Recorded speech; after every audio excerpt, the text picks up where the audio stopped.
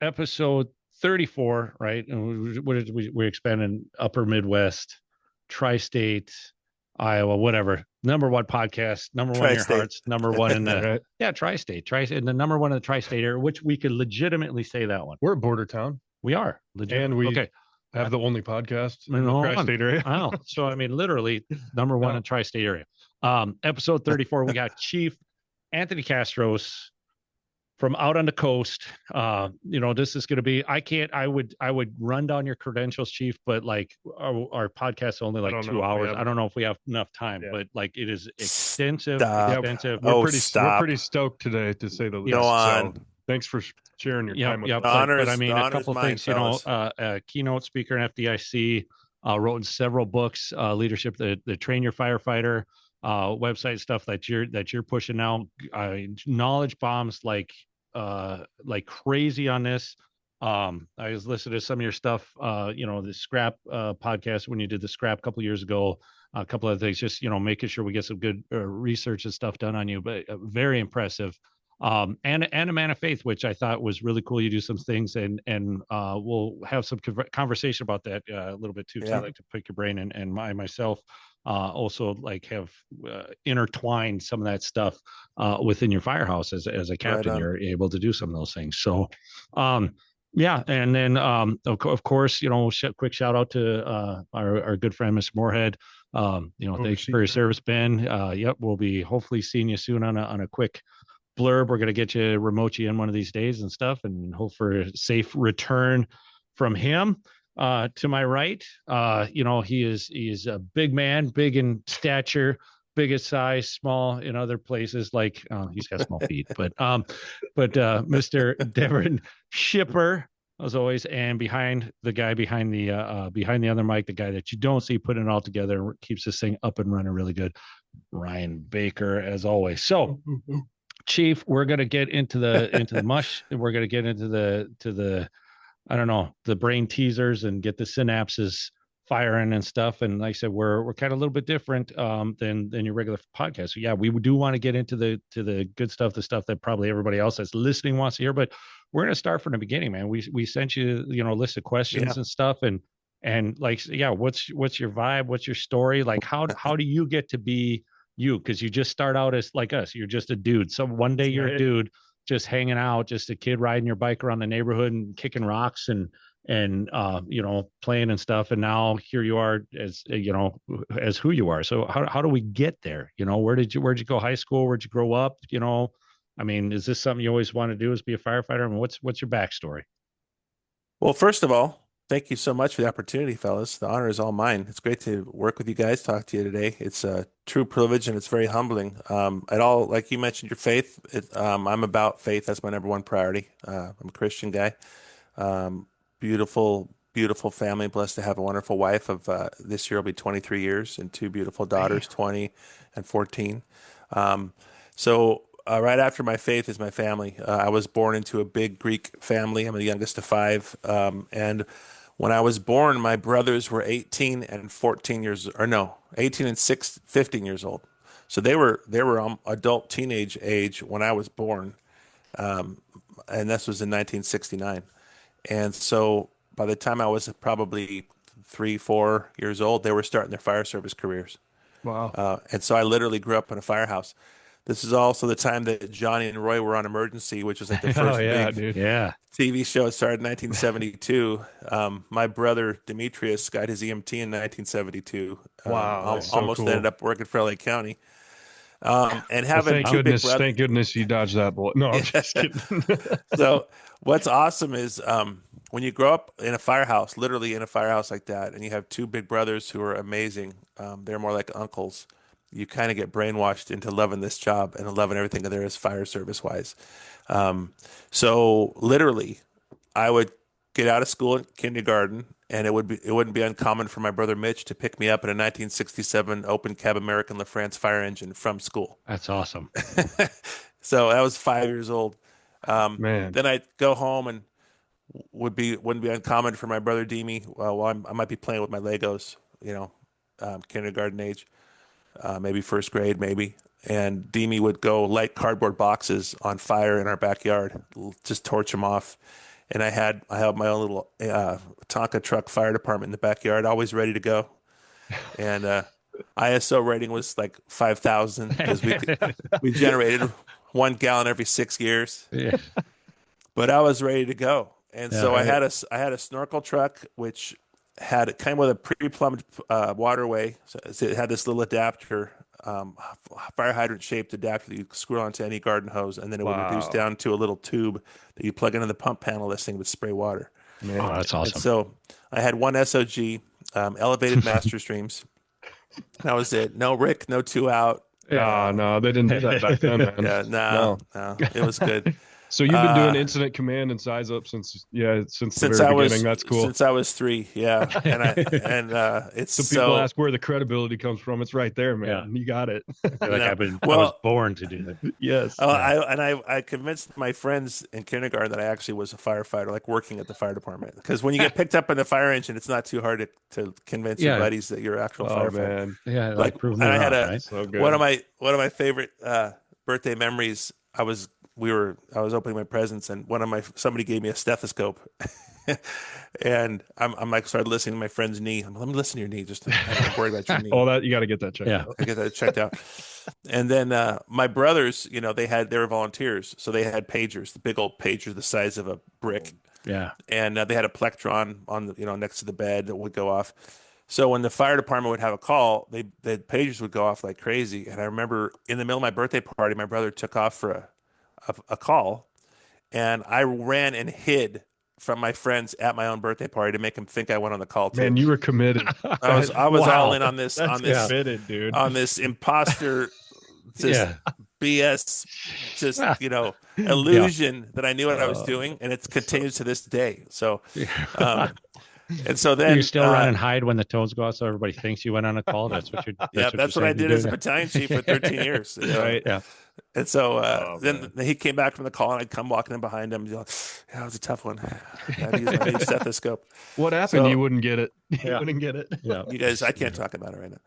So that was it. I was blessed with the tremendous family, passion for family, passion for the fire service, passion for faith, and also being influenced by my brothers, my dad, my uncles. One of my cousins was the commander of the Air Force Thunderbirds when I was 6.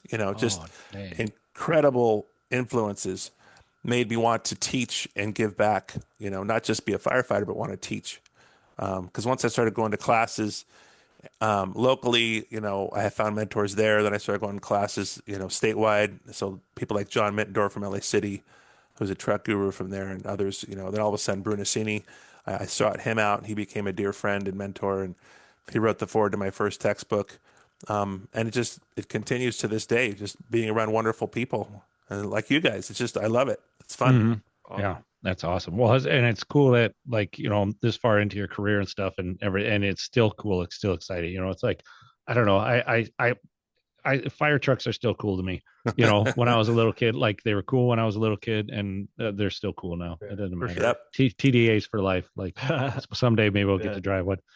Totally. And one of the rigs that I had, my fire department's up on the shelf right over here. It's an old Tonka from the 50s, and my brothers they were assigned to that rig back in the 50s and 60s, and then I had it it was my reserve rig in the 70s. Oh man, that's cool. So yeah, it's so pretty cool. Yeah. Mm-hmm. So and I've got pictures of those days, which are amazing. My friends, one of my oldest friend in the world, one of my best friends, he and I grew up in kindergarten together, and he's a firefighter too now. He's a captain. And we have pictures of us when we were 5 fighting fire together. Man, that's super cool. Absolutely. Yeah, it's unbelievable. Yeah. So besides going on calls and I guess working at a very young age and stuff, but at least when you were in high school, were you did you do sports, any extracurricular activities? Oh yeah. What do you? Little league every year, in high school football every year, and worked. My first job was in the family business, peeling artichokes 8 hours a day for $5 an hour. Wow. And that taught me a work ethic, huge work ethic. Yeah. My parents are from the Great Generation Depression era, so they taught us a huge work ethic. Our dad commuted to LA from Carmel, which is about a 5.5 hour drive. Wow, dude. He would do that once a week, during the week, be away from the family working and traveling. And that's what I did my last 10 and a half years of my career is I moved back to my hometown of Carmel, California, which is 3 hours from Sacramento. Wow. And I did that commute for my last 10 and a half years on shift, which was we had a 4896, so it was doable, but it made me appreciate my dad's sacrifice that much more. Yeah, he wanted us to live in this wonderful little coastal town while he went down to the big city and took care of family. Very cool. Yeah, very cool. God bless him. Awesome. Yeah, that's crazy. Yeah, it was incredible. Different breed of people, right? Back then, it seems like so. Oh yeah. That's been a struggle for me at times in my career because I have that old soul. I'm more of a baby boomer than I am a Gen X, and so when I first got promoted to battalion chief, I was the youngest member of my entire battalion. Like literally, out of 40 of us, I was the youngest person. Every engineer, captain, and firefighter were older than me by 10, 15, 20 years in some cases. And they were like my big brothers, but I was their BC and I was brand new. And it was awesome because I felt like I was working with my brothers. I felt cool. at home with them. And I knew how to respect them and speak their language and get to know them before I just came down and started doing drills every day. What was interesting is I got to be a battalion chief for 13 years. And the last few years were the hardest because that's when people from new generations were coming in. And that's where I struggled more. And that's where I had to learn my leadership stuff was learned out of trial and error, just like the fire stuff. Yeah. Of dealing with new generations, new types of people thinking differently, Gen X, Gen Y, Gen Z, millennials, all that stuff. So it's interesting. Yeah, and we'll get into more some of that and everything because that is an interesting thing and stuff that you've kind of through your career as BC been able to run that spectrum, right?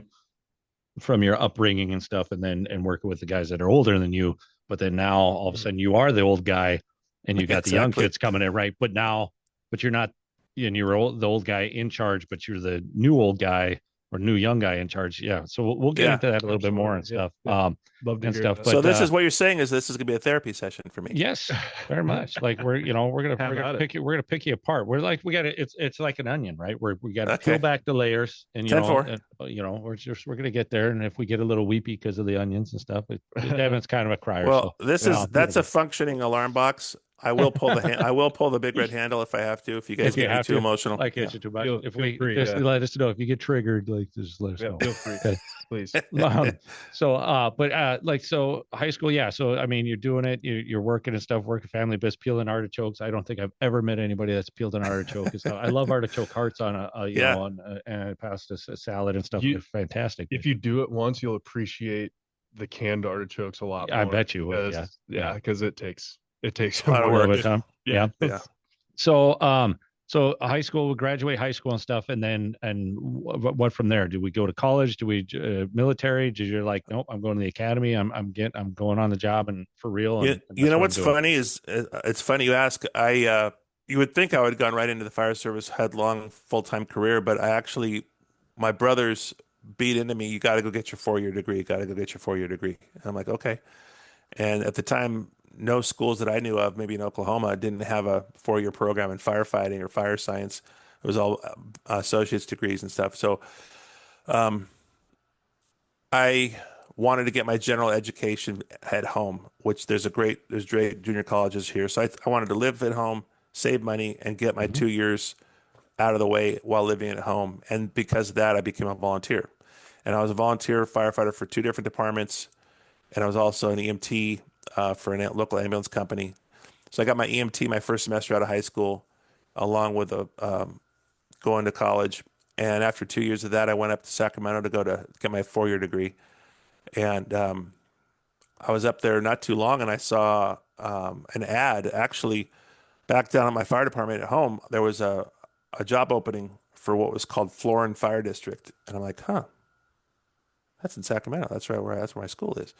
Maybe I could do that and go to school. And I started thinking, and I got the job, and my brothers just said, hey, you got to promise me and promise yourself that you'll get your 4-year degrees. Once you get hired, you won't give up on that. So I did. And so, that was a really important thing to do, is get my associates done and my 4-year bachelor's in business and human resource management specifically, which actually ended up being very helpful when you're dealing with leadership and running a business and dealing with payroll and dealing with people Sure. Yeah, and conflict and harassment and all that kind of stuff. So absolutely. Yeah, absolutely.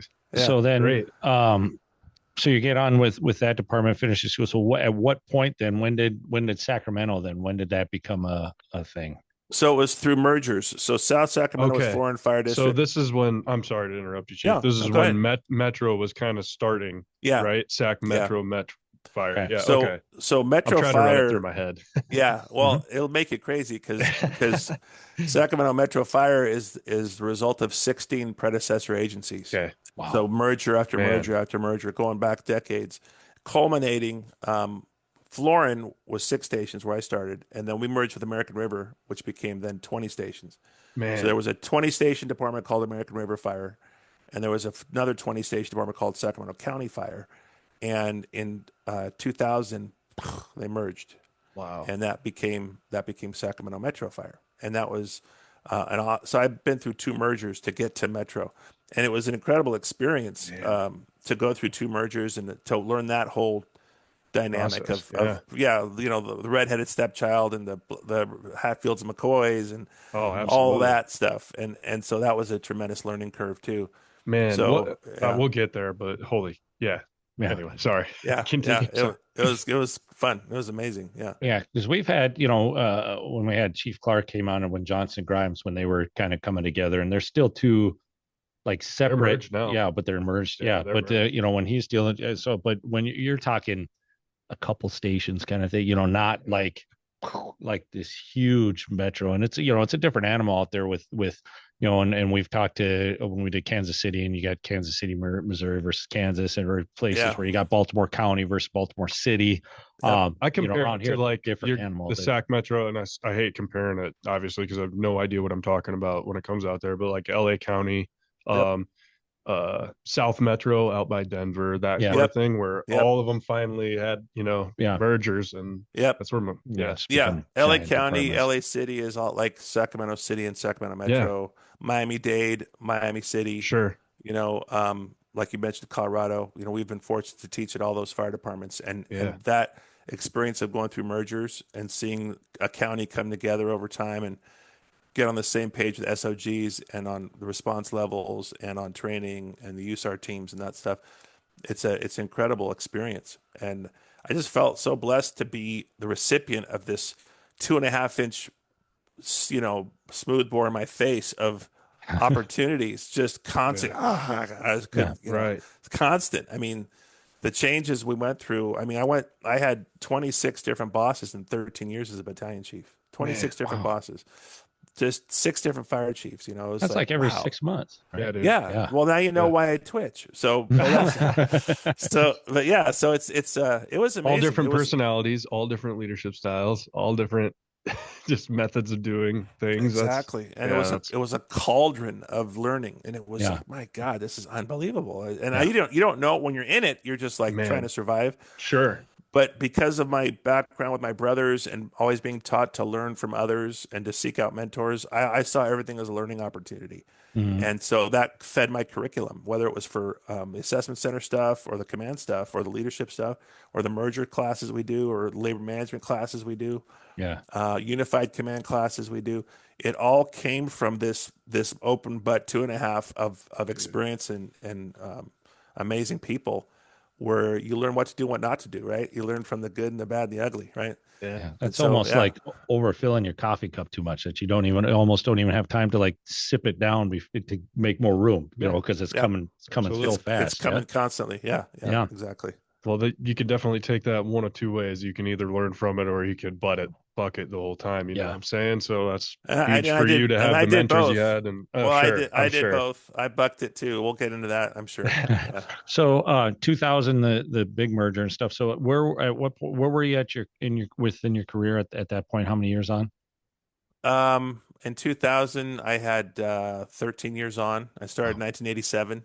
Okay. So did your first department you were on when you got hired full-time, so not volunteer, but full-time and stuff, did you do it was in an academy? Was it just so what was your first day, like first academy day, and then your first day, like on the job, like with first shift, going back? We're going back now. Yeah. we like that. Do you have an extra Prozac by any chance? Because we're getting real now. We're getting real. That's good. All out. The academy was awesome because it's like, oh, you're like formal. I'm getting paid now. I'm like I'm like, this is important. I can't mess this up.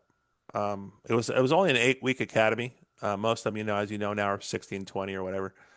It was only 8 weeks. But man, what a bonding experience. There was 22 of us.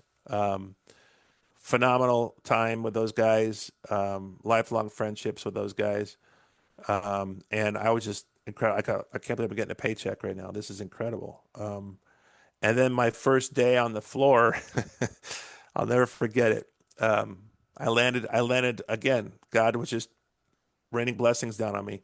I landed in this amazing spot, this 50B shift, station 50B shift.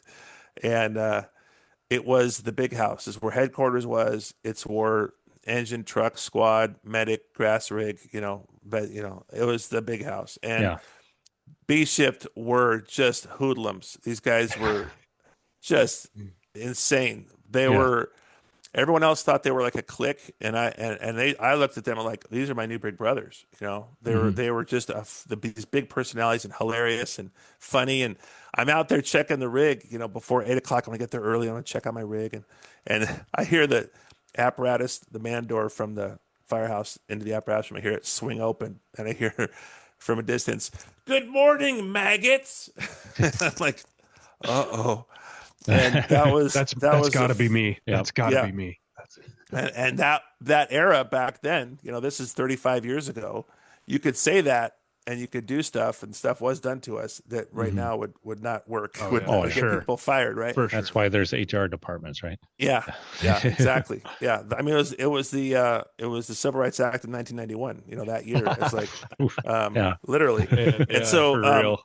So that same guy is now one of my best friends. He was in my wedding, and I saw his son grow up and become a firefighter. And I had this amazing group of big brothers. His brother and I became in the same band. I played drums. His brother played guitar. Nice. I learned how to fly fish with these guys. I learned everything about building a house. I helped them build houses, pour concrete, go to the mountains, go camping, go hiking, go fly fishing. And it was incredible. I just landed to the lottery, of crews. So it was like continued blessed. I can't believe how blessed I am. It's just incredible. Great people. What rig was your first assignment on? It was engine 50 B shift. Oh, but we toggled between engine and squad and medic and truck. And that was the beauty of that firehouse was you got to play on everything. Other houses might just be an engine. Other houses might be an engine and man. So you really, you drew the lucky stick for sure. Or got blessed for sure. Yeah. It was incredible. It was incredible. Good to see it all. Yeah, and literally my first captain, I just texted him this morning. This guy is a guy from 35 years ago, and so I'm still in touch with all these guys, and they're amazing. They're wonderful big brothers, man. How long before your first fire? Do you remember your first fire? It was I'm talking. I guess career. Yeah, sorry. Career fire. Yeah, it was on the corner of Stockton and Pomegranate streets. Stockton and Pomegranate, and I didn't even know how to pronounce pomegranate because when it's on a street sign, you don't expect, So I was all, it's at the corner of Stockton and Pomegranate. What is that, pomegranate? Oh man! So back then we didn't have headsets like this, right? We just had earmuffs like you would wear at the shooting range, right? Yep. So the first stupid thing I do is I get off the rig and I'm wearing my earmuffs all around the fireground like an idiot. Right? And the second thing I did is I put my BA on, and back then we had a low pressure tube that went from your regulator to your mask, and I put that between my legs. So that went up around under my leg between my crotch up, and so I just look like an idiot. And I was like, okay, I'm an idiot, and so. But it was pretty amazing to go to a fire, not as a volunteer, but go as a career paid firefighter and see how they all acted. Like, okay, that's when I'm like, oh, wow, this is different. It was literally a job. It was a job. And the fun and the passion was all there, but it was literally a job. And it was totally different than my volunteer experiences, as far as how we took up and put back and then went back to the station, and it was just a different. And I got off work that morning, and I was like, no big deal.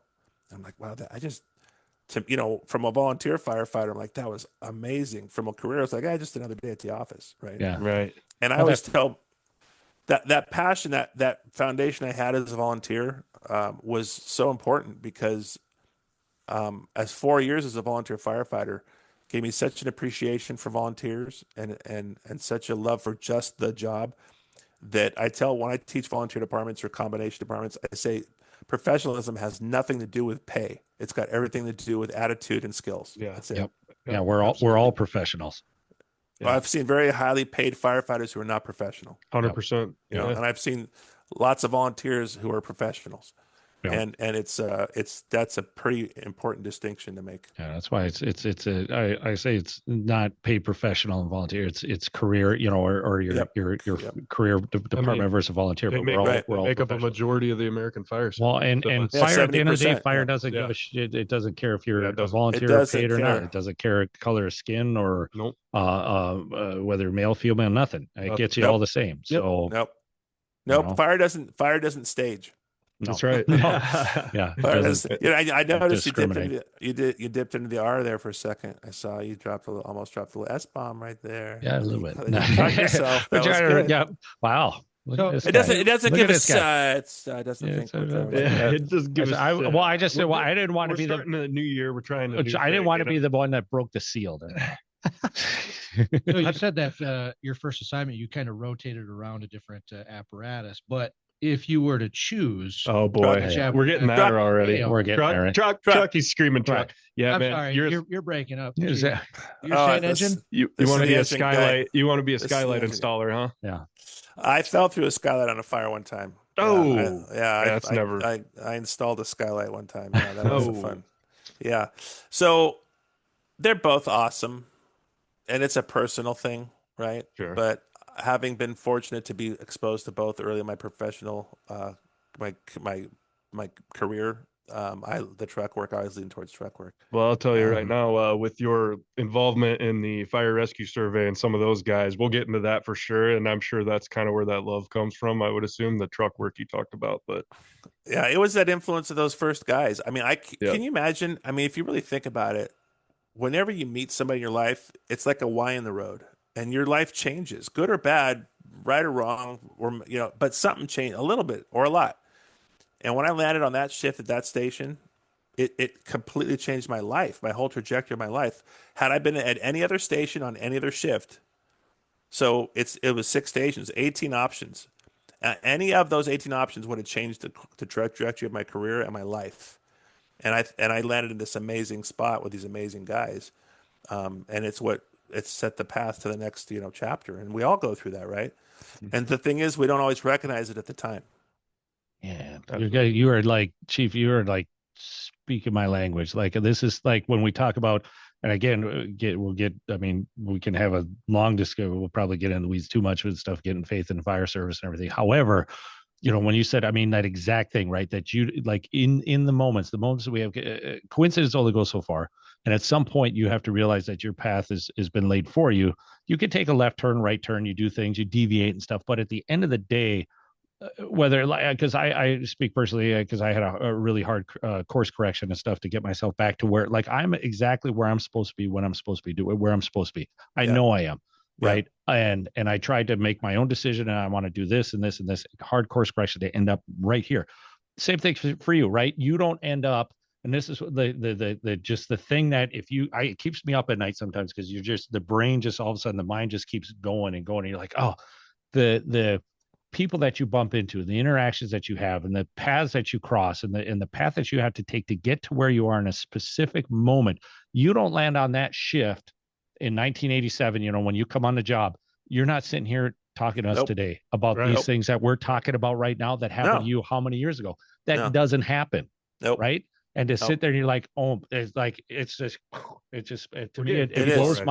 blows my head so much to be like, that doesn't happen unless, or, you bump into somebody and you help them out, because they dropped something, they lost something. You're there to help them. Had you not, like, oh, I had to run back in the house to grab my keys today, so I was 5 minutes later than I should have been, or I decided to take a right turn instead of a left turn today, but because of that, I ran into this person that needed help. Like, do you know what I'm saying? Coincidence is I don't believe in it. I Yeah. don't believe in coincidences, and I don't No. believe in luck. So I Yeah. apologize to our Irish friends. I love Irish. I got lots of Irish friends, but Yeah. I don't believe. No. Like you said, I think God has a plan. Yep. We definitely have room to move around in that plan. For Yep. sure. We can Yeah. screw up the plan, Right.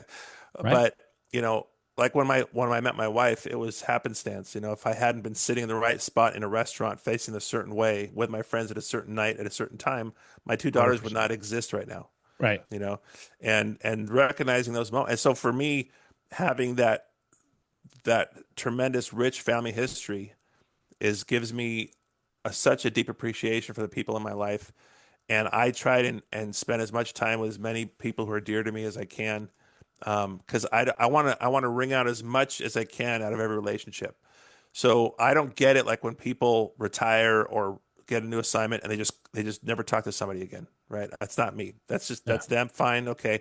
But I learned that when I retired. You know, fast forward now, I retired after 32 years, and some friends stayed in touch, and some it's like I never knew them. And it's just how it goes for some people, you know. Mhm. Yeah.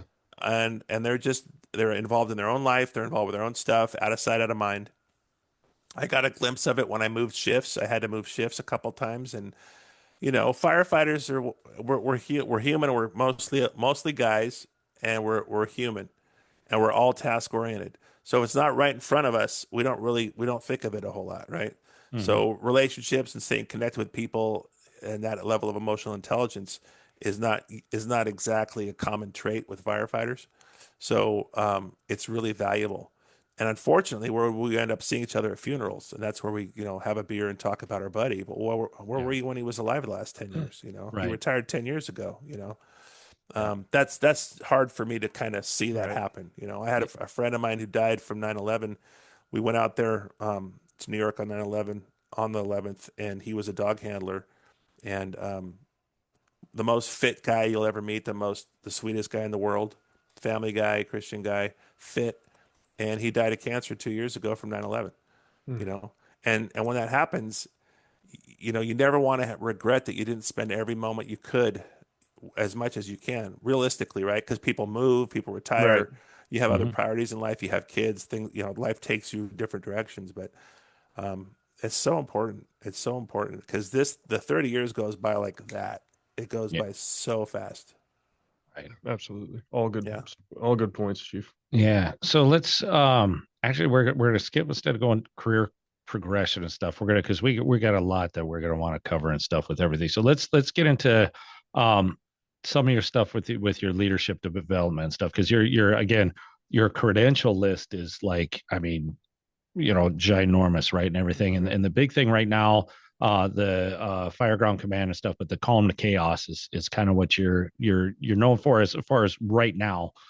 Again, with everything that you've written over the years and stuff. So, um, that kind of culture stuff. But when did you realize that the leadership and not just tactics? But I know when you said you got promoted to battalion chief, but you talk about this what is it like the Tactical gap gap. the The tactical tactical gap yeah gap. There you the go. Yeah. tactical Yeah. gap Yeah. which I thought Yeah. was like I'm like wow you know and I love that because I'm like wow that is what a great way to think or at least putting a name to it and thinking about it and making people aware of like no dude there's a disconnect between here and there's some dude in the middle that can help with that right and you kind of were like Exactly. Yeah. why don't you you know There's a so dude. Get the dude. Get the get the Get the chick. dude dude. They'll yeah help Get the you. dude, man. They will help us. Get her. mm-hmm. Get him. You know. Yeah. Yeah That was again born out of experience. I think again just having it beat in my head as a kid growing up, learn from other people's experiences. And I had two mentors to grow up under, and then,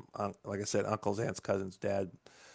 So I always was an observer, and and being the youngest, right, you get to see what everyone else is doing. You're kind of invisible, but you're watching, and I learned how to take it in and apply it. And then I saw patterns, and then I could identify something. So as a BC, when you sit in the same battalion, same shift for 13 years, and you're the constant in this experiment called Metro Fire that's growing and merging, and you have 26 bosses, and you're the constant, you can see stuff and you can see patterns and you can see things happen over and over, and you can see how people act as they move up the chain of command and how different chiefs act and how fires go over and over and over. And I started to realize there's this disconnect, like you said, it's a disconnect between the task level crews working and the incident commander at the strategic level. I don't care if the incident commander's on the front sidewalk. I don't care if they're at the front door of the house. There is a disconnect between them and the crews on air inside the building or on the roof or in the back or under the basement or wherever. And that gap is the tactical space. And it's the most underutilized space in the American Fire Service, both on the fire ground and in the fire department. There's a tactical gap in your fire department too. It's not just the fire ground. It's the gap between the chief at headquarters and the staff and the crews and the firehouses. Their realities are very different, right? How the fire department, firefighters in the firehouse think the world is and how the chiefs think it is. Yep. Totally different planets, right? Same thing for the IC and the crews in the building. Totally different planet, right? So you have to have that person in the middle who bridges the tactical gap between the two places. And there's very critical elements to that space. You have to recognize that environment to see it. You have to understand and appreciate it, and then you have to bridge it. And to bridge it, you need certain skills and certain skill sets and perspectives. So the battalion chief or district chief, as they're called sometimes, is the one who bridges the gap day in and day out in the fire department, right? They're in charge of A shift, B shift, C shift, or battalion. I was battalion 7, A shift. I was one of 15 battalion chiefs, 5 per shift, that bridge that gap. And so to do it, I have to be the fire chief's interpreter and ambassador, right, going down, but I have to be the crew's advocate going up. And I have to translate and interpret and go back and forth to make sure everyone's on the same page, getting the message. And the same thing for a tactical supervisor on a fire. You have to take what the chief's intent is of the IC and what the crew's reality is, and you have to fix that and adjust it and align it and make sure it's on the same page. Or you need to pull the big red handle from the middle and say, Command, Division Alpha, this ain't going to work. I'm pulling them out. And the crews didn't know it because they're in it. And the chief didn't know it because he or she is too far away from it. So it's the same exact thing in the fire department. Hey, this policy's not going to freaking work. The guys hate it. It's stupid. It won't work. But the 8th floor says, well, yeah, it will. you can't see from up there. Okay. Right. Yeah. And vice versa. So it became obvious to me that both on the fire ground in America, the North America fire ground, very few departments used division and group supervisors effectively, if at all. They didn't use ICS.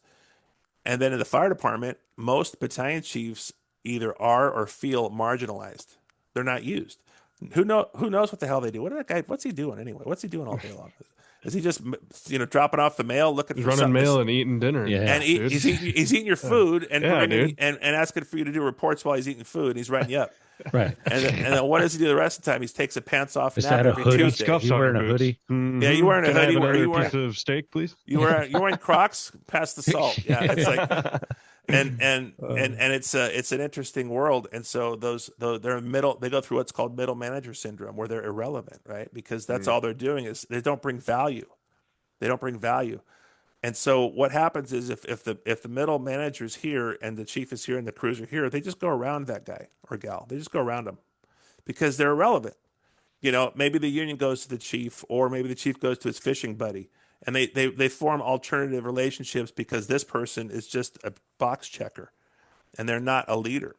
And so I've kind of, again, from just life experience, I've come up with 4 types of battalion chiefs. You want to hear it? Yeah, absolutely. So there's 4 kinds of battalion chiefs. Okay, the first one is the super captain. The super captain, promoted for the pay, the perks, and the pension. They really are only in it for themselves. They spend all their time at the firehouse sniffing around, looking for scraps to eat, and they really don't want to be part of management. They even badmouth management, and they only promote it for their own personal benefit. That's the super captain. The super chief is the opposite. The super chief hangs out at headquarters all day, sucking up to the bosses and wanting to be the next assistant chief or fire chief. Okay. And every time I say one of these, you're thinking of somebody. I know it. And so the third one is the ghost. The ghost is nowhere to be found. The ghost is hiding in their office with the door closed on their keyboard, doing TPS reports and petting their red stapler. Okay. Yeah. They're just petting their red stapler. Cover sheet on your TPS report. Yeah, I'm gonna need those PCRs by the end of the day. I'm gonna go ahead and need you to work a 72. They got the swing. They're rocking the swing line. 2200. Get the swing line going. Yeah. And they're afraid of anybody kind of discovering that they really shouldn't even be there. And so they kind of skulk off into the sunset, hoping nobody notices.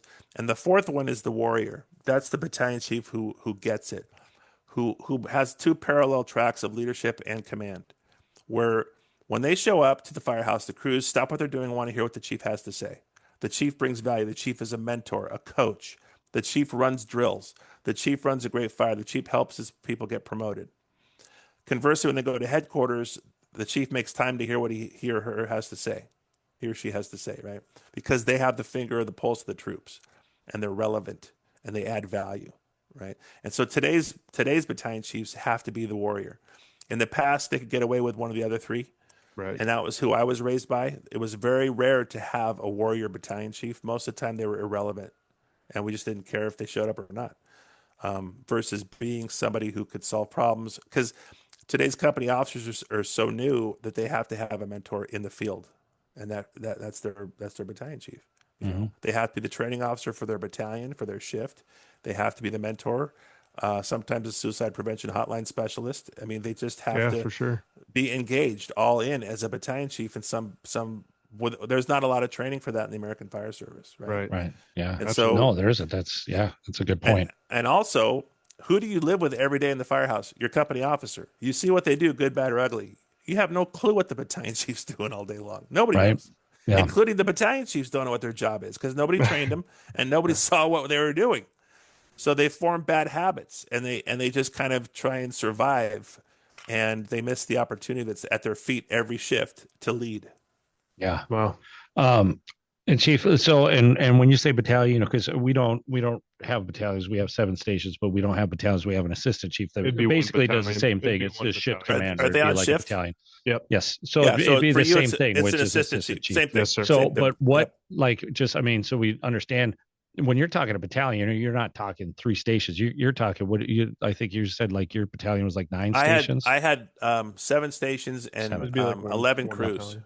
Okay. Yeah. Yep. So basically the same what we're running here and stuff. So yeah. One of your battalions. Yep. Yeah. Yep. Yeah. So and they're that bridge. They're bridging the gap between you and the chief. But on the fire ground, the interesting thing is on the fire ground, he or she is the IC and they're the strategic. And the company officers, some of them become tactical by becoming division and group supervisors. Yeah. Mm-hmm. Yeah. So you have to be able to play multiple positions, right? Mm-hmm. Yeah. So I guess so you're working the job and you're seeing this gap and stuff. And is that where, I guess, was it prior to becoming a BC, even at the captain level and stuff? I mean, is that where did you really start seeing that gap or noticing that, hey, there is a disconnect? Or better yet, when did you start coming up with, man, someone's got to do something about this gap? Yeah. I think I noticed it. I think when I became a new BC, because I was the youngest in my battalion and I wanted to tread lightly at first, I kind of had a chance to just kind of really size up the battalion. I didn't want to go in too fast. I'd done that in my career in the past, and I'd pissed off crews where you go in too hot as the new captain. You get a veteran crew, and you come in too hot as the new gung-ho captain. You piss them off. I did that once at Station 23 on C shift, and I had to fix that. And I'm like, I can't do that again. And you spent most of your time fixing than you did actually accomplishing what you wanted to set out to do, right? Yeah, and so... Young officers, listen up, including myself. Just take notes. The road the road to what is the road to success or failure even is paved with good intentions, right?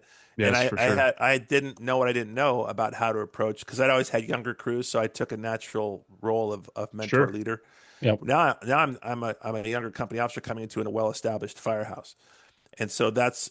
But we fixed it. They were gracious enough to forgive me, and I called myself out. I said, "You guys, tell me what I'm doing wrong, please, because I know you're pissed." And they didn't hold back. It was like Tony Montana asking you shall Scarface. Yeah. And but it was good for me. I asked for it, and I promised them. I said, "I'll listen, and I won't hold a grudge, and I'll try and change, but I won't be somebody I'm not. I can't be somebody I'm not." Awesome. So then I told him, I said, "I'll leave." I said, "I was in the train division, and I came out, and I had the juice to bump this one captain, because a 2-company house, engine truck house. There were 7 of us." Beautiful. And I said, "If I can't fix it, fellas, I'll leave. I've never had to do that my entire career, but I will leave if that's what it means to get you guys happy again, because I'm the odd man out. But if I can't fix it, I'll leave. But if I can, I'm going to give me a chance." So by the grace of God and by their grace, I was able to fix it, but it was a valuable lesson. So when I go back to the question about the tactical gap, when I came into Battalion 7, I'm not going to do that again. I'm not going to alienate an entire battalion of old guys. I'll never get them back. I'll never get them back. So I went slow, and I just allowed myself to watch and size up and see where can I help without overdoing it, right? Because now you're leading leaders. As a company officer, Right. you're leading workers. When you're a battalion chief, it's the first time you're wearing gold, you're a chief, and it's like, what is my job? Well, your job is to support them. Leading leaders means supporting them, right? And because I'm analytical, I started thinking, okay, I'm a head coach. My captains are the quarterback and the linebacker, right? So my engines were the quarterbacks, my trucks were the linebackers, and my special ops company was special teams. And I'm the head coach. Okay. I don't get on the field. I'm not going to throw the ball. Where does the head coach do the most good? Before the ball gets kicked, before the whistle blows, right? So everything 100%. before, right? Managing the clock and calling plays is not where a head coach earns their stripes, as much as developing the culture, the team Yeah, training, man. getting ready, Coaching. Yeah. watching game film, training them, getting the most out of your players, and developing the best out of your team. That was what I saw my job was, and the front office was headquarters, right? And so, as the head coach, I'm like, okay, I'm not going to go out and throw the ball for them. And some of them are talented, some of them are star players, some of them need a lot of work. How do I build this team of teams? And then I started to realize that I have to step back and think team of teams and not be a super captain. But I also didn't want to promote. I didn't want to go to headquarters. I didn't have a desire to promote. I liked what I was. I wanted to figure this out first, right? And so as time went on, I just slowly started bridging that gap and realizing, okay, I'm giving them what they didn't even realize they needed, right? Wow. Training, because the first drill we ever did was simulations. We just sat down, had coffee, and I showed a bunch of old guys simulations on a screen, and they're like, "What is this?" Saying there, what is this light? Is this fire? What is this? And it was awesome because when I got promoted, they knew I was coming. Remember, I'd come out of the training division for 2 years, so I had a reputation as a hard charging training guy kind of guy. So they were pre-ordering workers' comp forms by the ream. They're Oh, thinking they're thinking I'm going to jack up their man. backs and jack up Yeah. their shoulders and blow out their knees. And on day one, we're all going to frickin' pull 2.5 all day, right? Like, get ready to train all day Sundays, boys. This Yeah. guy's going to be night training and everything else. Exactly. Yeah. And after a month of just slowly, naturally interacting with these guys, having coffee, I get invited to lunch or dinner over here and have a couple fires here, go on a call there. Just real natural. I started to realize I have to have a totally different approach. And these are old guys. They know what they're doing. I am here to add value and support. Beautiful. And that was a great starting point. And that allowed me the space to see the gaps, to see what's headquarters, what's missing from up here to down here. Where's the disconnect, right? And then it started happening on fires. I'm like, wait a second. There's way too much freaking radio traffic. Why is that? Why don't they know what I'm saying? What the hell's going on? And the command piece, it was really a sentinel event I had as a 1 year BC when we lost 2 kids and their dad. And that's where I woke up and realized I'm starting to know what I don't know. I mean, I'd already written my assessment center book. I was teaching. I felt comfortable in the role. But after 1 year as a new BC and a new father, my baby girl, my first daughter, who's now 20, was just a baby. I was a new dad, and I was a new battalion chief, and we lost 2 kids and their dad on an apartment fire. And that was a 2x4 upside the head. I went, oh my God. And I was pissed at myself and at the fire department. And it wasn't anybody's fault. I wasn't pissed at any one person. I was like, how could we be 40 stations at this time, 5 years old, and not have any SOGs? We had no SOGs. No officer development training, no command or tactical training. It was all focused on, the T-shirts and the logo and the MOU and what's the name going to be and what's the heading on the paper going to look like. Yep. And it was all window dressing for 5 years.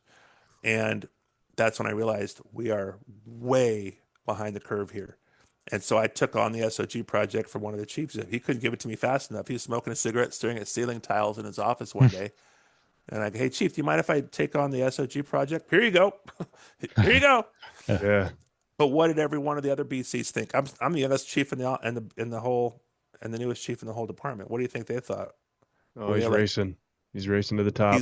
he's trying to be a super chief? Yeah. Yeah. Yeah, and I wasn't. I just wanted to freaking fix a problem. Fix it. Yeah. Yeah. Fix That it you're because in. It's not just your it happened. That problem. It's the happened to whole us. department's problem. Yeah. It happened to our battalion. My guys, my guys had to scrape and scrub baby skin off their turnouts. Okay. Yeah. Yeah. I didn't. I was in the command post, but I cried like a baby after that fire because I felt like I failed my crews. I felt like I had completely failed them. And to this day, when I do a Calm the Chaos class, I play that radio traffic back from 2006. I play it back, and every time it makes me want to kill myself. I just hate. It makes me want to throw up. Yeah. But the work we did in the next 4.5 years got us the curriculum that was the foundation of Calm the Chaos that you see today. And after 4.5 years of recording my fires, building a command training center, getting the SOGs going, and doing constant game film with my crews, every fire, game film, game film, go back and train, game film, adjust the SOG, game film. 4.5 years later, we had the El Camino fire, which was the fire where my guys saved a little boy, 4.5-year-old little boy. And we didn't know what the there was no firefighter rescue survey back then, right? No, this is 2000, It's 2010. No firefighter rescue survey, but we met every one of the criteria that you would see in the firefighter rescue survey to save this child. It was under 4.5 minutes from arrival to the gurney, VES, pre-knockdown. We knew where he was, victim profile, all that stuff. So that process is what helped me galvanize and realize what is the tactical gap and how do we bridge it, and that it was not just a fire thing; it was a department thing. For sure. And so that's a long answer to your question. Love it. Thank you. Just suckling at the teeth of all this stuff. This is sure. good. Just this, like, just filling the sponges today. And I think, Chief, a lot of once people make it to that BC role or whatever the desired role is, they think, okay, I'm done. Okay, I made it. Yep. I'm good now. I don't have to be involved. But I know I've listened to talks that you've given, especially on why aren't your chiefs directly involved in the tactical portion of training? That doesn't not make sense, does it not? I mean, it's insane. Like you said, there's a gap right there from the front door to the interior ops.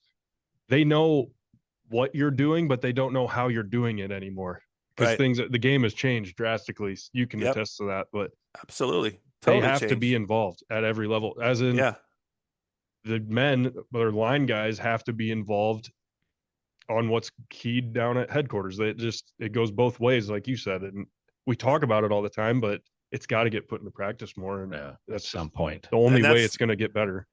And your assistant chiefs, I'm sure, shift commanders, they understand this, right? They know you have obviously a very enlightened fire department to support this program that you do. It's phenomenal. I've never heard of that a fire department supports their troops doing their own podcast. I think it's freaking amazing. So I'm guessing that your assistant chiefs get it. They understand the gap. They bridge it.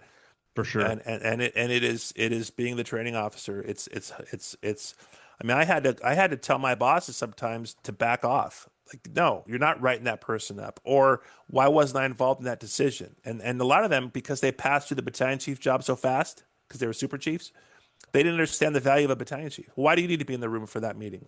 Why do I need to be in the room? Because you're talking to one of my crews. How about that? Yeah. And whatever is decided, I have to help implement. I'm part of the management team. We keep saying I'm wearing gold too.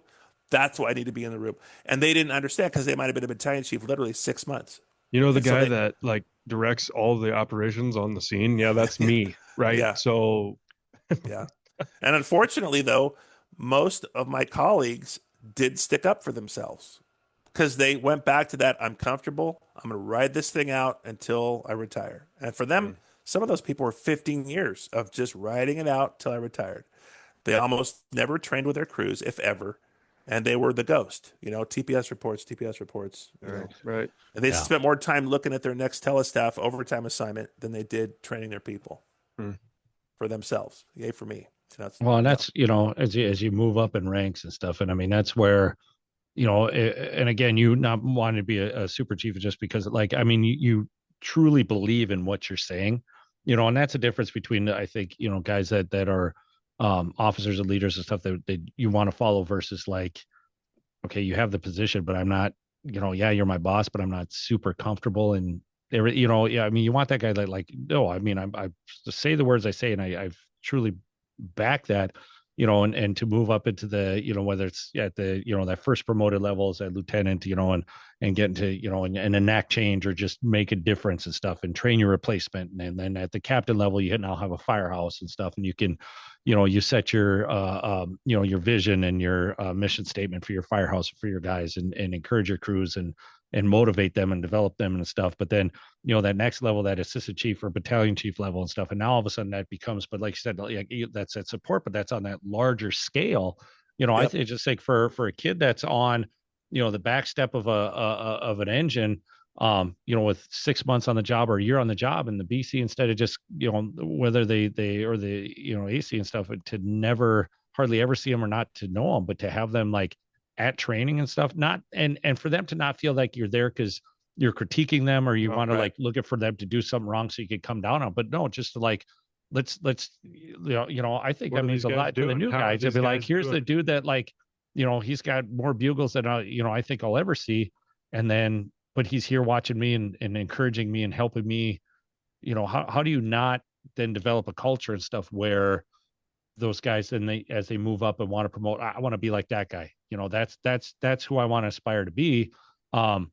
As you spend through your career, and that just creates that culture of builds trust. Of leaders that you want to follow. Between your incident commander and you guys, he knows or she knows exactly how you're doing what your assignment is, and they've seen it on the drill ground, and they go, "Oh, they got this."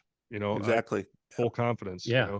Yep. Yeah. Or if they tell me something's wrong, I know something's really wrong. I'm taking and I know it to what the I bank. need to do. Yeah. Right. No, like, yeah. This is my these are my go-to companies. These are my 100%. this is my A team. Like, I know I don't have to tell them nothing. These are guys, maybe they need a little work. You know what? 100%. I'm gonna just be like, hey, call that officer, be like, hey, let's just run out there. I just want to, let's work on a couple things. Just you, me, and these guys. Let's just do this. I want to make you. I want you to be my go-to crew. And work with them and stuff. And I just think for a culture in the fire service, it's just how great would every fire department be if that's the way they were operating. Yeah. Right. Well, I look at it this way. You mentioned training and trust. Training plus time equals trust, right? If a chief trains with their crews over time, they're going to build that mutual trust. And like you guys both said very well, when the crew says, "Hey, chief, we need to do this, or we need to get out, we need to go in, or we have a tactical opportunity here," you're going to say, "Cool." One of my captains, very astute company officer, very good rescue company guy. We were burning down a car wash one night, and I was a pretty new BC, and I trust this guy, and I was just about to go defensive because I'm like, this is not worth it. It's 2 a.m. It's a car wash, fires through the roof. The roof is sagging. We are way past anything. We're no longer in life at all. And he goes, Chief, I think we can save half the building. And he goes, we have a firewall in here, and I'm going to stay on this side of it, but I think we can leverage this corner and leverage this tactical opportunity and save the rest of the building. I went, you know what? Because it's him, you got it. And we saved 2/3 of the building because of that guy. But it was because of the trust. Because most ICs would have probably said, no. From where I'm standing, this isn't going to work, And we developed, and that's the night I realized what a combination strategy was, where half the building had aerial master streams, and the other half on the other side of the fire door had a 2.5 shooting out the roof. Sure. And it was where I discovered combination strategy. You can have both at the same time. You can have both. Yes, you can. And you can save a lot of stuff that way. And so that was foresight on that officer's perspective, though, too, giving you all the information he knew you needed. Exactly. I need to know there's a firewall. I need to know there's a vantage point that you have that you can make that tactical stand. But, again, that gets lost in communication. Communication being the big part there. But yeah. Well, and he was assigned to be that thinker, because I need tactical officers to be using everything above their neck. I don't need another. I need another set of hands on a hose. Right. I need eyes, ears, brains, and mouths and necks looking around to tell me what the heck's going on, good or bad. 100%. And like to your guys' point, the only way a chief's going to get there with their crews is to train with them. Not just make a political appearance, right? Mm-hmm. Nice. So, Chief, besides the tactical gap and stuff, you've kind of worked with departments, trained departments around the country. You've been speaking all over the place and stuff. But what's kind of like a common leadership or a cultural issue that you kind of see everywhere, like a common one in the fire service right now? There's several. The first one is the gap. The gap is everywhere. Every department has a tactical gap in the department or in their operations on the fire ground. The second one is a lack of initiative. I get asked all the time, what's the biggest thing we need, or when we're preparing people for promotion or taking an assessment center, what's the biggest thing they're looking for? I said, leaders. They need people with initiative. We need people with initiative. I don't need people to come to me with problems. I need people to come in with these solutions and a willingness and an ability to follow through and solve it. And that's just, it's amazing to me how many new officers lack initiative. And I think it's not their fault almost. It's because A, they haven't been trained properly. B, they haven't been empowered properly. C, they haven't been given the tools. And D, they've seen other people try it and get their ass handed to them because they made a mistake. And that's not any way to grow leaders. You can't do that. You can't grow leaders when that happens. Nice. Yeah, that's For sure. The initiative is a big one. You know, we've run into, I mean, we talk very highly. We have a great progressive department. We do a lot of things in the right, and there's always those gaps, like you said. Initiative wise, you know, some things still get dropped, and you're talking about watching guys run with something, but then they get their ass handed to them. Yep. The follow through part is to follow through though, and not stop when you get met with roadblocks, right? Just keep pushing, find another way, be a warrior, even on an officer level or company officer level or a informal leader level. Absolutely. You got to be a warrior. You got to find another way then. If it's that important, you got to find another way. Yep. Amen. What so with all the things that you have done and stuff, then, you know, not in terms of promotion or rank, unless that's something you're proud of. You seem like a pretty humble guy though. So to ask you, like, what's your let's say, what's your greatest accomplishment kind of thing, you know, within the fire service, or the thing that you feel like has done the most impact, or you're the kind of the most proud of that you're part of? Like I said, you seem like kind of a humble guy, but maybe you'll be like, nope, this is, I'm, you know, this guy. So, you know. So thanks for that. But there's plenty of people in my career and life that would tell you I'm not all that humble of a bag of chips. I'm not.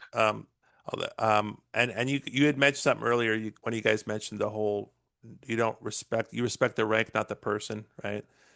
I've been told that by some people, you know. But what I'm thankful for is for 99.9% of the time, the people that I had problems with that thought that of me were not good human beings. They assumed that I had their motives. They assumed that I was as self-serving as they were, so they were threatened by what I was trying to do, or they thought I was seeking attention or trying to promote or had some self-serving. And I'm you know, when you're raised in a big Greek family, you speak your mind and you have a lot of confidence, and that can come across and is arrogant, and I don't want that. But I have done that in the past. I'd be remiss if I didn't. So I want to dispel the whole Mr. Humble guy. It's been learned through a lot of hard knocks. I learned humility the hard way. I've had, I know it's going to be hard to believe this, but I've had 2 strokes before I turned 50 years old. The first one was when I was 44, and the second one was when I was 48, and they weren't cardiac related. In this, I mean, it was cardiac in the sense that you have a heart and stuff, but it was stress. It was stress induced. It was stress induced, and they were 4 years apart, and they were preceded by the same thing because they put a heart monitor to my chest for 2.5 years, no arrhythmia, no AFib, nothing. They stuck me in the cath lab. There was no occlusion. And in both cases, I was stressed out and pissed off at my bosses. And I was hitting my head against a brick wall called headquarters. And I was frustrated because they weren't seeing what I was seeing. They weren't. And my zeal, if you will, came off as arrogant and came off as self-serving, and it turned people off. My crews loved what we were doing, but because they knew they lived with me every day. Unfortunately, the people above, not so much. And so those were stress-induced, self-induced stress strokes. And I'm happy to say I haven't had one now in almost 10 years. Well, congratulations. Thank you. Yeah. But my message is you got to self-regulate. You got to realize that when you're making change, be realistic and keep your priorities in order. I got out of order with my priorities of my faith first and my family. I got out of order with my priorities. this has got nothing to do with the question. The question was, what's the greatest accomplishment, right? I think I don't look at it as an accomplishment. I think there's two ways to look at this. One is I'm very proud of the body of work that is Calm the Chaos, because of the online course, the Train the Trainer courses, and the book that Brian Brush and I wrote together. I'm very proud of that. But I think that's one area. The bigger thing I'm proud of is the people I've been fortunate to influence and help along the way. That's more important than a one singular goal or Awesome. Or a promotion or a promotion or a book. If that book is a vehicle to help people, great. If a class was a vehicle to help people, great. Those are just different media to help people. And I think that I was told three things at the end of my career, and there are three things that I think were the nicest compliments you could get. One was, whenever you showed up, we knew things would get better, whether it was the firehouse or on a fire. The second one was, if we ever got in a mayday and got in trouble, we knew you'd get us out. And the third one was, you trained until your last shift, and that shows what you're all about. Because I did. I trained until my last day. I think those are my greatest accomplishments. Is that, and it's not about an accomplishment for me. It's just something I'm particularly proud of. It's not going to go on the wall. It's not going to, you don't see a whole lot of certificates up here. You see every coin behind me is a relationship. It's a relationship, and that's what it's about. Man. Is the relationships. Huge. So. That was great. Yeah. Not much more you could ask for on those three that you just said. So that's good. That's awesome. Thank you. Yes, sir. Yeah. Did I sound humble? I wanted to sound humble. That was humble. Yeah, no, it was a good answer. I'm You'd joking. have been like, You well, guys are all let's see. serious. It's not like, humble.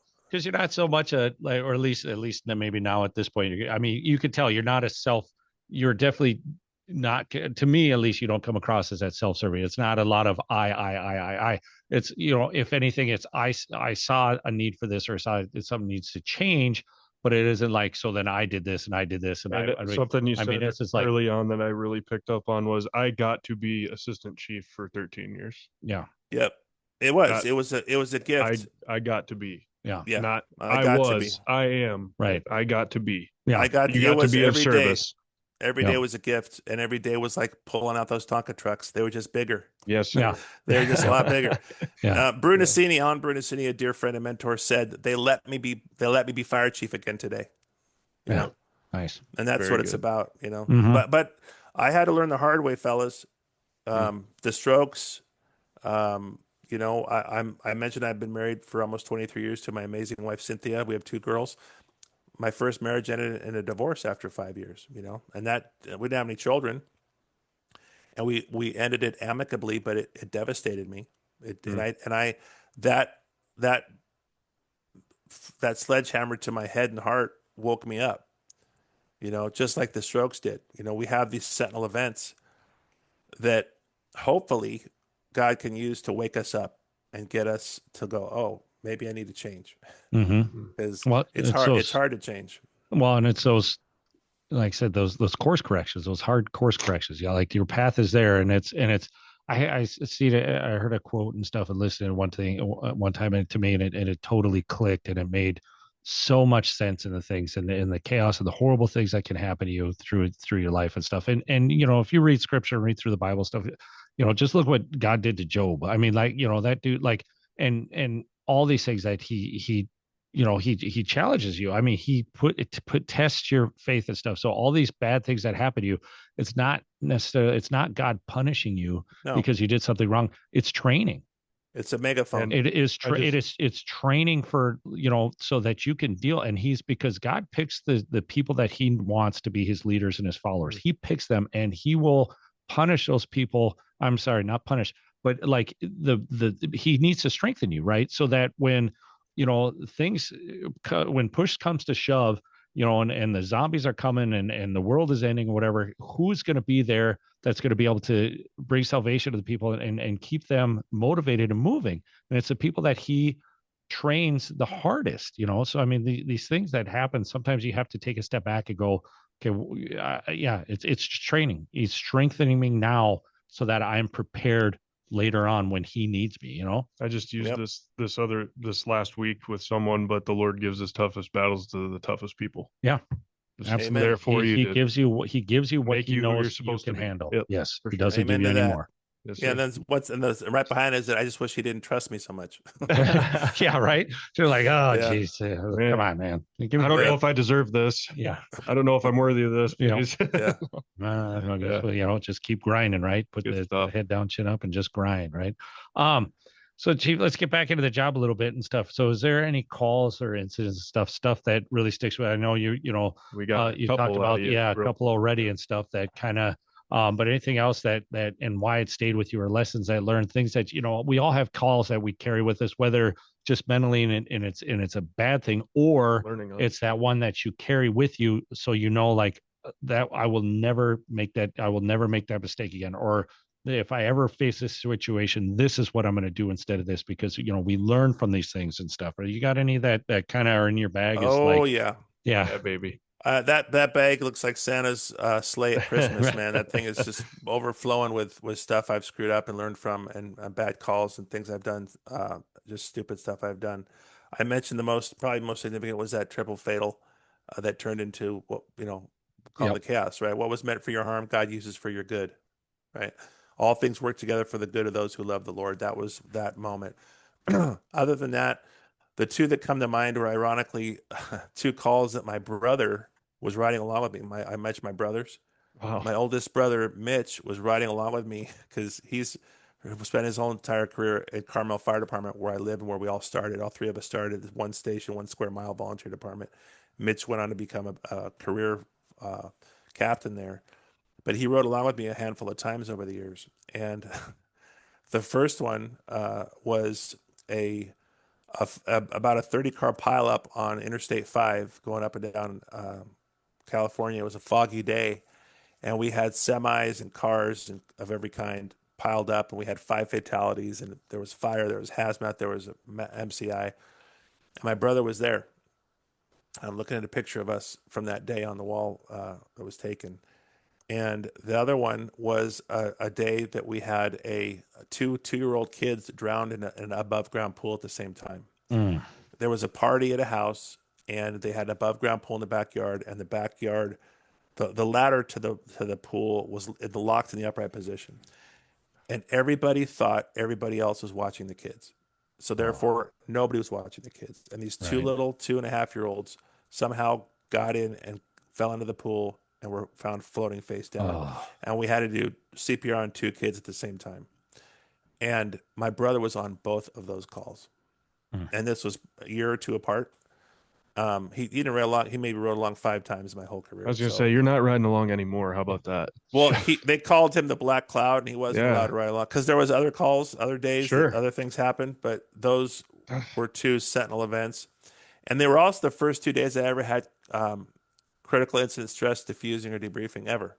And having my big brother there, who used to pick me up on a fire engine at kindergarten, on those 2 calls was not an accident and was not a coincidence. No, sir. Like I said, I don't believe in coincidences or luck. Those are those moments where you look back and go, wow, God, you have my own little guardian angel sitting with me on both of those calls. Mm-hmm. Yeah. And yeah, those are the ones that stick out probably on your guard. I mean, I could go on forever probably on crazy calls and stuff, but those are the 2 that the formative or monumental. Yeah. How about ones that were like actually, I mean, a happy call that, like, you know, where you really felt like we really made a difference today. Like we went there, and you get back to the, you know the call. You get back to the firehouse. You just look at your guys. You're like, damn, dude, like we killed did it. it. Like we did it. Yeah. We did it today. Like Did what we we're did. supposed It was the El Camino fire. It was the one 4.5 years after the triple fatal. It was, you know, again, 2-story garden style apartments. Report of a child trapped. We get there, and within 4.5 minutes, he's on the gurney, unconscious. Man. Seal levels 23, not breathing. And he walked out of the hospital a week later. Amazing. And the video for everyone watching, the video you can find on YouTube. It's called the El Camino Apartment Fire with Rescue. El Camino Apartment Fire with Rescue. that fire is what kind of galvanized the calm, the chaos that we were doing, the training we were doing those 4.5 years I mentioned earlier. Mhm. It's stamped like we're doing it right. Yeah. And that's what prompted me to want to start to make a nationwide curriculum that could make a difference. Very good. Yeah. Very good. Awesome, Chief. It's awesome. How about, so I mean, you've mentioned a lot, like it's how much you've learned and stuff from people and stuff. Like I said, you just kind of your book was written with Brian Brush, and Yep. Baker and myself are going through some classwork right now that's involving the firefighter rescue survey and the fire nuggets, that curriculum. Yep. And he was the first speaker, and Yep. you know him better than all of us sitting here, but just the stuff that you guys have collaborated on. I mean, how did that all come together? You know what I'm saying? Thing. It's the same thing. It's the same thing, you guys. God's hand. I mean, there you go. So I'm looking.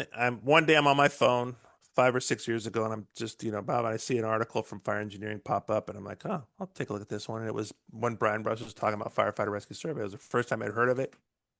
He's throwing out these statistics and this data. I'm like, oh my God, this is exactly what we need. Because I had been teaching classes. This was after El Camino, and I said, look, who can tell me what the golden hour is for a fire victim? What is the golden window of time? It ain't an hour. It's how many minutes is it gold? And nobody could tell you. And I was starting to think, how can we put science to this? And then I read this article and I was blown away. I'm like, I got to call this guy. So I go, Brian Brush. I look at my phone. He's in my phone. Like, what the hell? And I call him. He goes, and he answers the phone. Hey, Chief, what's up? And I go, Brian, we know each other, right? He goes, oh yeah, you helped me with my master's degree 2 years ago. And I go, crap. So all of a sudden, we're great friends. He starts coming to the Calm the Chaos classes, and we start cross-pollinating my old guy experiences with his smart guy data and firefighter rescue. And he's also, by the way, a great incident commander and tactician, because that's why he's so successful, because he speaks both languages so well. And then one day he goes, you need to write a book. And I go, excuse me? Because I've already written 2 books. I go, listen here, you little butthole. I'm not going to. I go, writing a book is like giving birth to twins for a guy. Yeah, for sure. So I go, why? And he told me, he goes, look, if you really want to make change in the fire service, videos are great, classes are cool, but you have to have curriculum that's in a book that can be certified at FESHI. I go, okay, you're right. It needs to be a textbook. Okay. I go, 2 caveats. 1, you help me write it because you're way smarter than me. And 2, you got to convince my wife that we're doing this because she knows she's been through 2 books already. Yeah. And he goes, okay. And he said, talking to my wife, Cynthia, was the hardest thing he's ever done in his career. It was harder than commanding any fire because she's very judicious about our time together. And, there's so much going on. And that was it. And again, this was a divine intervention, Brian.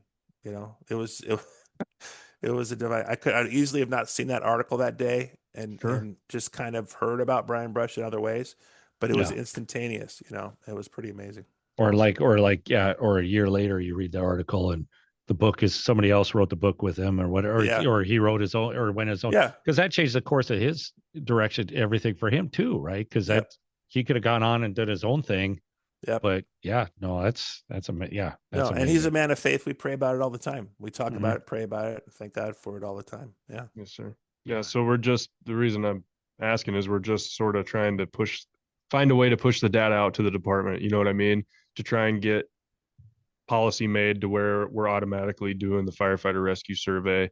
That's how we base all of our majority of our search training, that sort of stuff. So that's why that's such a big important part for me, at least personally, because we had been doing some good stuff at the company level, but to make it department wide, what that entails, and that takes a lot of not just convincing, but here's why, and for a while there, more than most, the fire service was really good about putting out a lot of data, but a lot of the data wasn't that great. So when you start talking data, there's a group that automatically starts shoving it aside, right? Right. But this one involves our main job is just life, right? Saving life.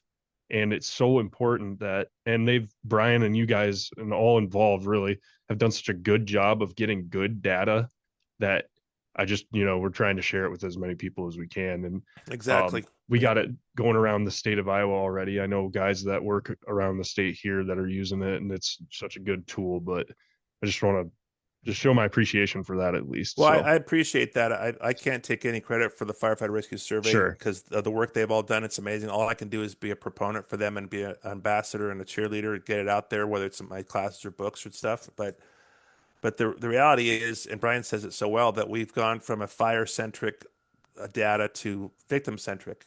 You know, so you all know, put the wet stuff on the red stuff, hit it hard from the yard, and all that stuff. But nothing replaces going and getting the victim out. I mean, sorry, and so all these things have to happen at the same time, simultaneously, not linear one at a time, but exponentially all at the same time. And that's why ICS is such an important tool to manage those multiple objectives at the same time with minimal rate of traffic, but maximum accountability. And it's not a long walk. It's pretty easy. And for most chiefs or people you're trying to convince, when they see it on a video or participate in a hands-on drill, it clicks. When you talk to people in this job about stuff, they'll argue with you, they'll push back, their egos get involved. But when they see or feel it work in the real world, you can't argue with it. right. You just Absolutely. can't. Absolutely. With a lot of that data stuff that's come out, have you reviewed the new NFPA 1700 much? Quite a bit. I'm not as well versed on it, I guarantee, as Brian. Yeah. He's probably got it memorized. But yeah, Sure. it's becoming more influenced by all of that. You're talking about flowing and moving. Yeah, that thought, itself, I've briefly looked at it a couple times, but I think it's a pretty good document compared to what we've had in the past. And I think they're just because NFPA gets its shade for reasons that are legitimate or not. Yeah. But what's it's the all nice constant. thing is, It's constantly developing too, though. As we the nice thing is these things are starting to come into alignment. You had yes, look at firefighter or look at the first UL NIST stuff that came out, before it was really FSRI as we see it today, right? There was a lot of gears grinding between the old guys and the new guys, and it was just like, you're on one camp or the other. And now we have this good blending. That's what we try to do with our book. It's like we want to blend the best of data and experience, right? yes, And so it's because either one, when blended properly, can end up with saved lives. It yes, ends up in effective operations, and it's constantly evolving, right? Because like you guys doing this podcast, which is awesome, by the way, it shows your initiative and your leadership is phenomenal. And that's something I didn't have growing up, right? All I had was the ability to talk to a chief or not, right? yes. That was it. We weren't writing articles. We didn't have podcasts. We didn't have YouTube videos. We didn't have, all these avenues that you guys have. Yeah. And so change is happening in the fire service so much faster and for the better. And because you guys have a voice, whereas my generation, you didn't have a voice unless you promoted. 100%. Well, or had 20 years on, right?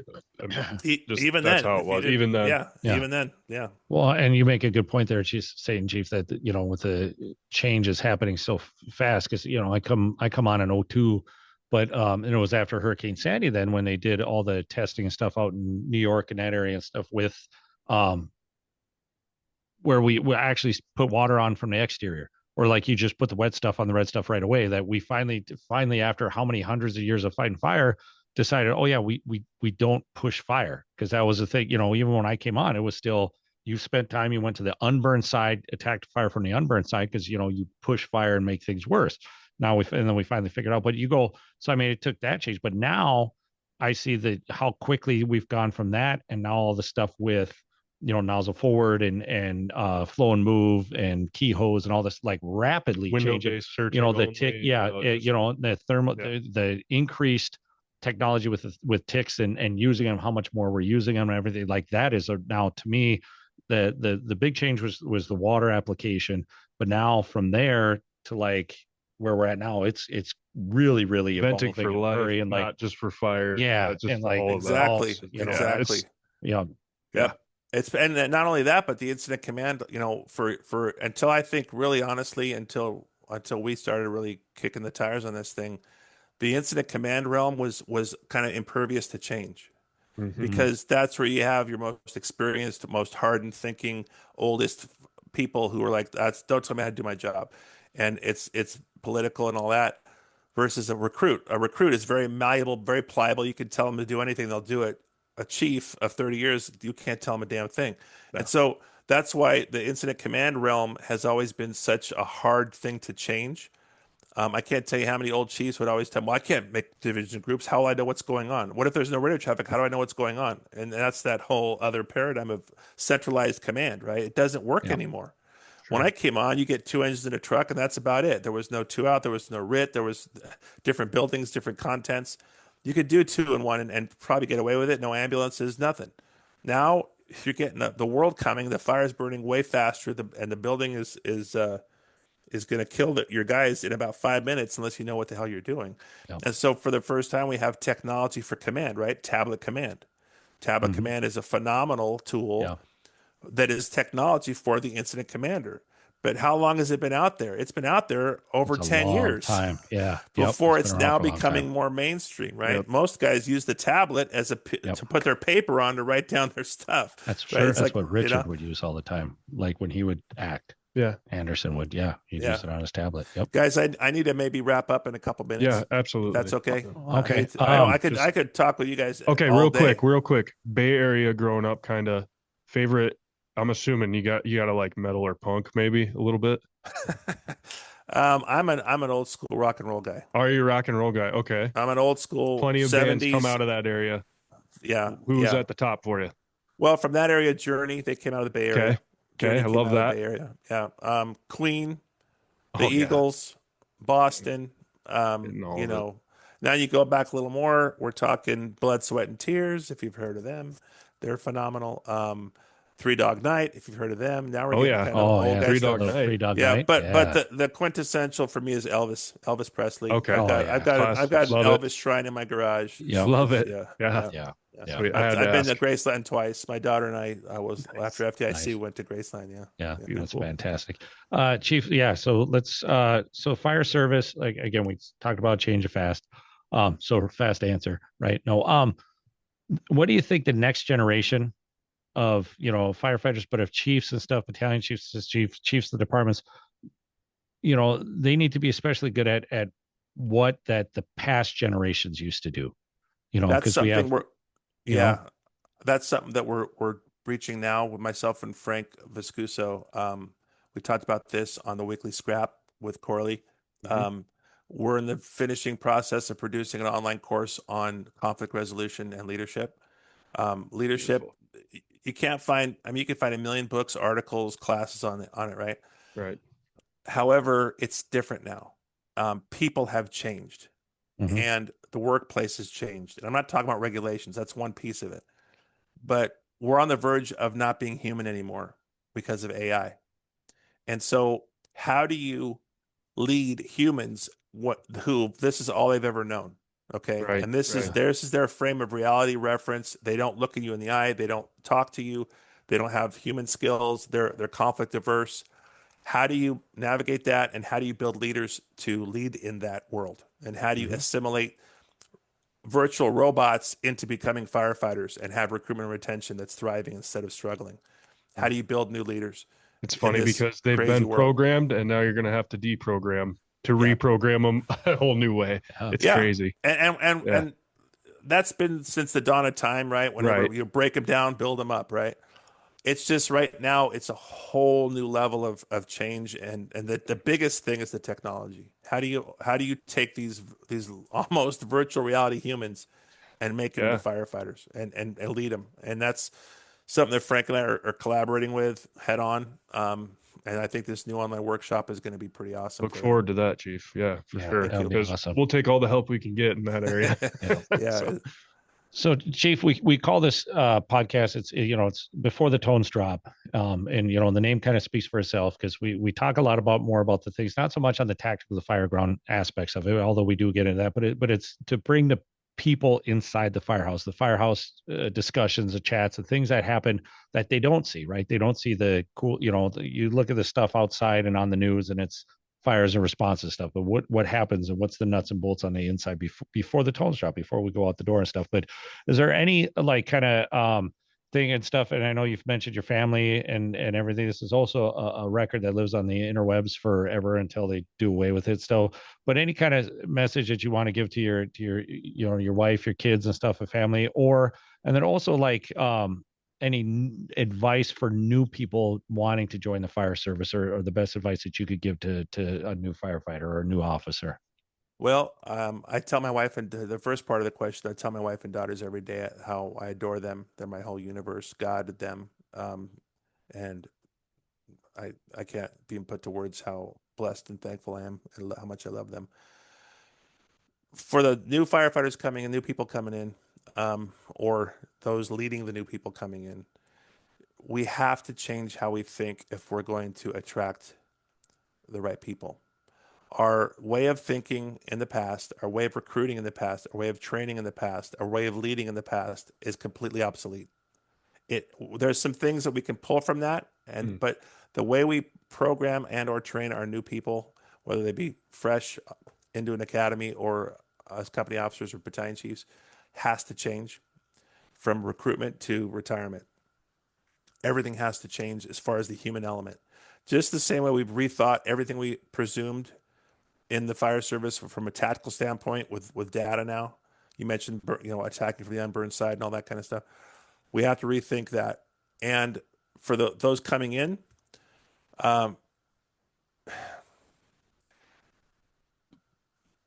give the fire service a chance. It's going to be hard, but it'll be the best thing you ever did. It is the job lottery. It's the greatest career you could ever have. But you have to put the time in, the work in, and have faith in it. To the leaders leading them, you have to adapt and change and grow, because what worked for us won't work for them. Well said, Chief. Yeah. Great. Awesome. And before we close out, Chief, we're gonna just touch on back to faith just a little bit and stuff, because I know you talked about your challenge coin and stuff and having Ephesians on your challenge coin with your armor of God, and I think that's fantastic, and where you take that reference and put everything together and stuff with the breastplate of righteousness and the belt of faith and just everything, and putting it together and how it protects you and stuff. So again, and a parable to that, myself and our firehouse is we use Proverbs 27:17 is my thing, is as iron sharpens iron. It's even, Yep. I mean, I have it on, it's a big sticker right on the front of our rig, and our Nice. guys know, and it's in our mission statement, but not because in the fire service you hear it, but you hear it and it sounds cool, but it's taking that and saying no. But this is the understanding behind that is that within this firehouse that we build each other up, because a blade by itself will dull, but two blades together can sharpen each other. So if Yep. I criticize, I'm not criticizing you, but if I come down on you or whatever, it's because I care about you, and I want a place of care. yes, Yep. and I want you Yep. to be better so that you make me better, and together we sharpen each other. So I'm gonna say, yeah, when I heard you with Ephesians in there and stuff, and infusing that within the fire service, I just you speak my language, Chief, and I think that's awesome, because I think Thank you. even in the world today and stuff, that's sometimes that's missing a little bit, and It's to missing have a lot. that needs to It's just missing a be. lot. Yeah, I'm not here to preach. I'm not here to tell you Nope. to change your religion or that you're wrong. I'm Nope. just telling you this is what I believe in, and this is what I feel is a foundation. I'm and we'll just have conversations, but I'm not but I think it does need to be there. It does. And I can't tell you how many guys and gals, men and women over the years have asked me about faith and about how to share their faith in the firehouse and in this service, and realize that we're in a mission field, and there's two parts of this mission field. Yeah, there's the people we serve and protect, and we're helping them in their worst day. But there's also our brother and sister firefighters, and they often need more ministry than anybody we're serving physically, because we have the relationships, the trust to be there for them emotionally and mentally. And our suicide rate is higher than it's ever been. Okay. Our attrition rate's higher than it's ever been. Our recruitment and retention rates are lower than they've ever been. The world is scary. The fire service got its butt kicked with COVID. And the world is just different. And some people in the firehouse have never worked in a family environment, never been part of much of a family. You don't know their history, meds, and allergies that they come into the firehouse with. You don't know. And so having that conversation, creating that environment that's welcoming, that's family, that's supportive, takes more effort and has to be a little more intentional than it used to be back when I came up. Because you're competing with this thing. You're competing with that for just having dinner together, for just having a conversation, right? And to your point, I'm going to show this behind me. Well, I think the thing I'm one of the most proudest of is this. This is a plaque given to me with that coin on it. That's the Ephesians, Armor of God coin. And that was given to me by one of my captains when I retired. And he had it engraved on a piece of wood. Wow. And it basically, what the conversation I would have, and I'll close with this for you guys to get you guys moving, is I would share that coin with everybody in my battalion. And when somebody would come into the battalion, I would have a conversation. I'd sit them down and I'd say, hey, welcome to Battalion 7A shift. Let's share expectations. How can I serve you best? What are your goals? How can I help you meet those goals? Here's my expectations. Here's how we run the battalion. And I would end with the coin as a formal welcome to our battalion. And I would say this coin isn't meant to be to force religion on you, like you said earlier. It's not meant to make you feel uncomfortable. It's meant to give you, to help, to welcome you in and to share with you what our culture is in this battalion. And I'd say, I will pray for you. I will pray for you to go home every shift. That is my job, is to get you home. And so this little coin helps you remember how important this job is and what each element is. And I said the coin, the armor of God, is like our turnouts. Every piece of this armor has a specific purpose, and it's an ensemble. And that's what this coin will represent. So I said the helmet of salvation is to protect your mind. It's a reminder to protect your mind and to have positive thoughts and to focus in the fog of war. In the midst of the battle, there's chaos, and to stay calm. The breastplate of righteousness is to protect your heart, because we're going to see a lot of bad stuff in the course of a career together. The shield of faith protects you from the flaming arrows, which is the fire itself. The belt of truth, that I tell people, I tell them that keeps your pants up so your ass doesn't hang out when you crawl down the hallway. The boots of readiness keep you on the straight and narrow path. That's a reminder. Stay on the straight and narrow path. When you wear these boots, you have responsibilities to stay on the straight and narrow path on and off duty. You will be held accountable to that. The only offensive weapon is the sword. That's the word. That is your axe. Keep it sharp. Your company officer and I will teach you how to wield it. Your job is to keep it sharp. And that's what you do your job with. And I said, notice there's no back armor. If you look at the coin, both on front and back, there's no armor on the front or back, because the Greek and Roman soldiers didn't wear back armor because they didn't retreat. Never going to be going back. Mm-hmm. Yep. And they stood back to back in battle. Mm-hmm. And they covered each other's backs so they could watch the enemy coming from both directions. So I would close with this. I'd say that's a reminder that we cover each other's back in Battalion 7 on A shift. What does that mean?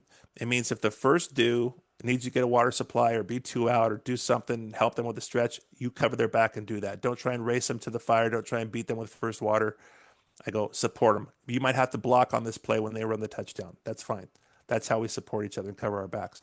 The other thing is, you may have a problem with somebody in our battalion, maybe another crew, maybe somebody in your own crew. Don't stab them in the back. Go to their face and work it out like an adult. Because if you go to their back and stab them, I will find out about it and it won't be good for you. And that's just kind of the closing thing. And what was interesting, and this kind of helped with that whole tactical gap, every single person in 13 years of having that little speech said, I've never had a battalion chief sit me down, share expectations, and have that kind of talk with me. Never had a battalion chief do that. Man. In your case, a shift commander, right? And that is where I realized there's a massive gap here. Our BCs are not bridging it. They're not stepping up. So Yeah.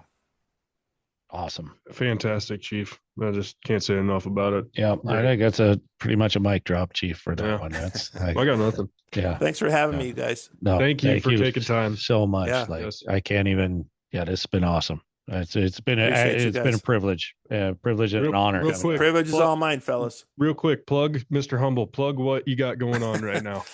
Well, we're doing mastering Fireground Command, Calm the Chaos all around the country. Yeah, show it, it's, baby. You know, Got it. Here's our book. There it is. Okay, Brian Brush and I, and 32 other authors, from Frank Lieb to Keith Lieb.